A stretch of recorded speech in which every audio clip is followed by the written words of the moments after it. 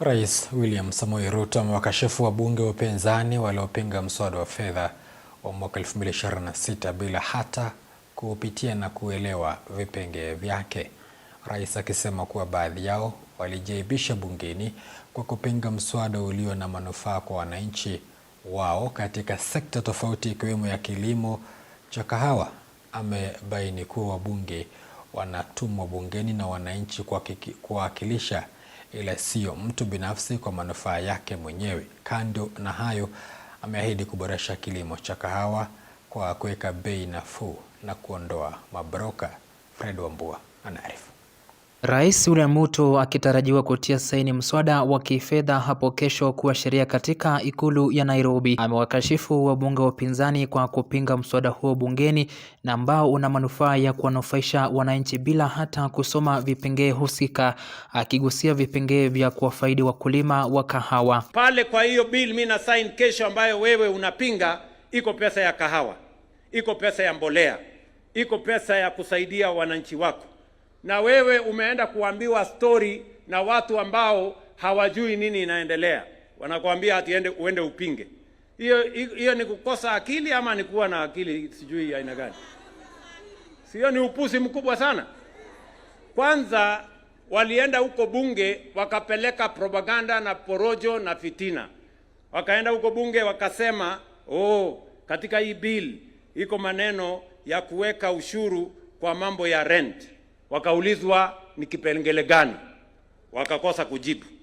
Wakaenda huko wakaenda kusema katika hii bill iko ushuru kwa mambo ya mashamba, wakaulizwa ni kipengele gani, wakakosa. Rais akisema kuwa taifa la Kenya haliwezi kuendeshwa kwa propaganda ambazo zinaenezwa, akisema wabunge wanatumwa bungeni na wananchi wala sio mtu binafsi, hivyo ni vyema kulinda maslahi ya wananchi. Propaganda inaweza kuendesha taifa kweli? Inaweza kuendesha taifa? So mimi nawaambia wale wabunge ati alafu mnaambiwa na mtu fulani ati muende mupinge, pesa iko ya hawa wananchi. Sasa mimi nataka niwaulize, mpunge ametumwa na wananchi ama ametumwa na mtu fulani? Anaenda kuzungumza mambo ya wananchi ama anaenda kuzungumza mambo ya mtu? Si ni ya mwananchi?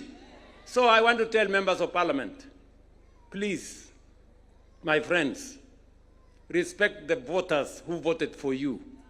You cannot oppose a bill that brings resources to the people of Kenya. Don't use propaganda. Musitumie fitina katika kujaribu kuendesha siasa yenu. Semeni ukweli. Hawa wananchi wako na akili, watajua ni nani ambaye anajua, ni nani ambaye anabahatisha. Rais akiweka wazi kuwa viongozi wa upinzani wamekosa ajenda kwa wananchi katika sekta tofauti ikiwemo ya kilimo, akiwaonya kuwa atawamalizia asubuhi na mapema. Majamaa wengine wanajaribu kunifanyia maneno, muniwachie. Mimi nitapambana, nitawanyorosha asubuhi na mapema. Wale watu bana. Sasa niwaulize nyinyi watu wa Kirinyaga, mukipima hiyo watu, kuna mtu saizi yangu kwa hiyo watu? Mtu ambaye hana maono, hana sera, hana mpango, hana agenda. Ati ile kazi kubwa akili yake inafika ni kuniita kasongo na kusema one term na kusema must go. Sasa hiyo ni mtu ambaye atashindana na kweli na mimi? Aidha, ameahidi kuboresha sekta ya kilimo cha kahawa kwa kuondoa mabroka na pia kuimarisha bei ya kahawa nchini. Na mimi nimesema nifanye hii mkutano kwa sababu hiyo bei ya 150 bado. Mambo bado bwana. Mambo bado. Hii kahawa tunaelewana? Hii kahawa tunataka kwa mapenzi ya Mungu mpaka ifike shilingi 250 ikielekea 300.